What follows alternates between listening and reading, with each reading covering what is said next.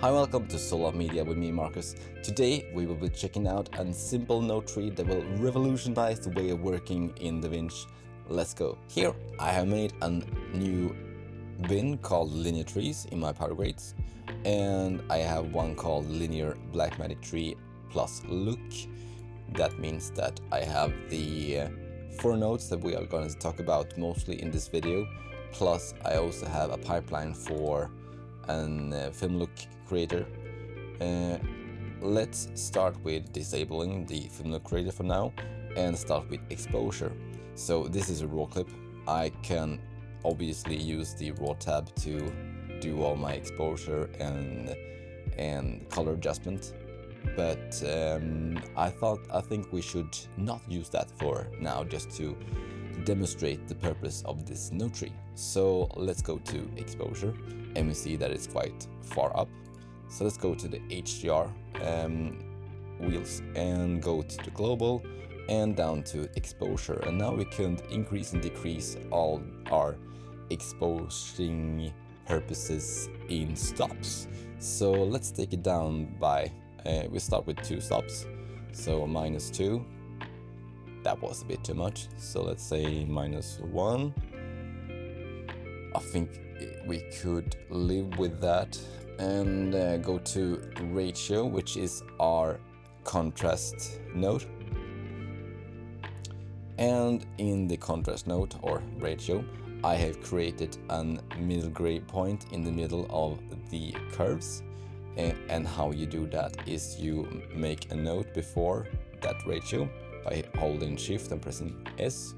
Now you have a node before your selected node, and drag over a gray card. You can find those online and drag it to the node tree. Now we have a peak right at where the middle gray point is, and just make a dot right there. Then you can delete that, and now you still have that dot in your curves, and you can save this power grade and that dot will stay with it. Now we can increase and decrease the lower part of the image or the upper part of the image. So if we pull down the lower part of the image, we see that the image starts to pop because we are increasing the contrast in the blacks. And if we want to increase the contrast in the highlights, we drag it up. But let's drag it down just here, something like that. So the saturation node is in another color space. So we go down to the HSL and we disable channel 1 and 2. And now our primary wheels are acting as our increase and decreasing tool for saturation. So we can drag it up like that. And then we can go to balance.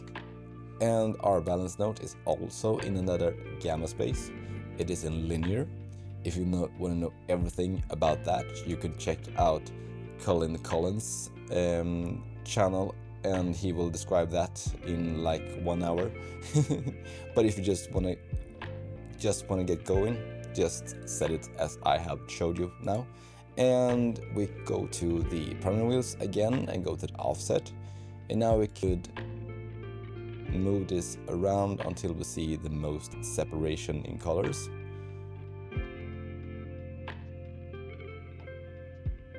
So somewhere around here. There I think is quite good.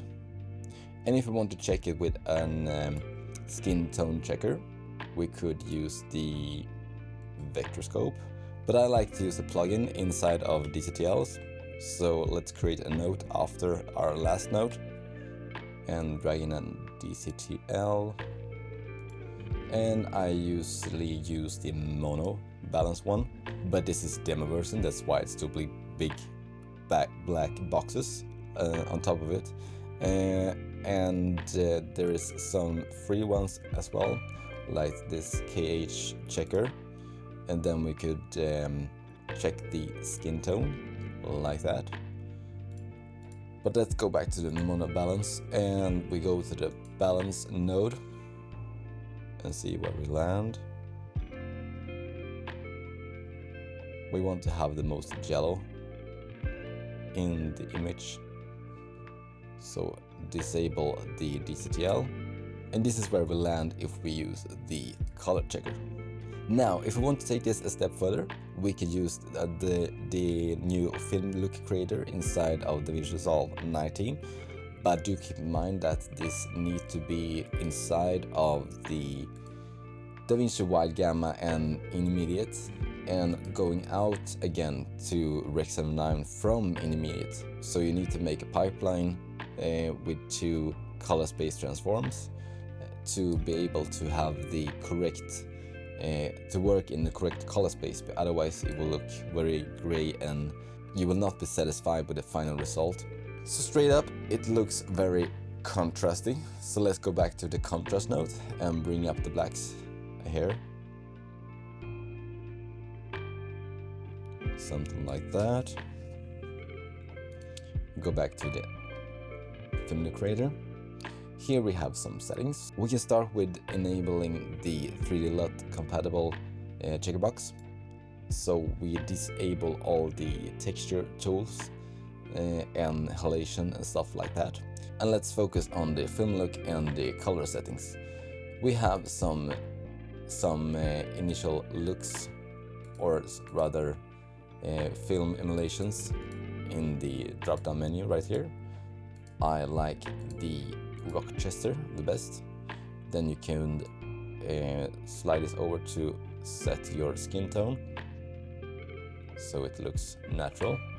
And we have exposure, contrast, highlights, and white balance and tint that we shouldn't use in here because we should have done that before this film look creator.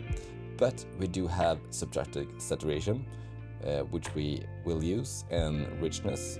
And if you want, you also have the bleach bypass effect in here that I never use, but you could use it sometime if you like.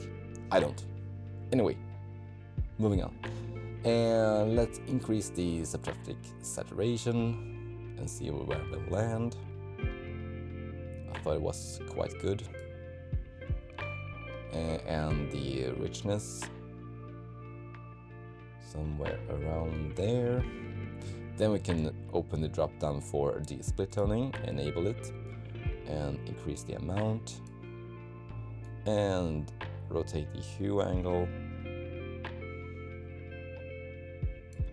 Then I use the pivot point to recorrect my skin tone so it looks natural. Somewhere around there. So we came from this, which is log, so it's very gray, but anyway, it's a good starting point. We could do something like that, this, and disable the film look creator and go back to the stills and grab a still and enable it. And now we could do a side-by-side comparison between the look and the balance one. I think it looks really good. So I hope this was useful for you, and don't forget to like, subscribe, and we'll see you in the next one. Bye.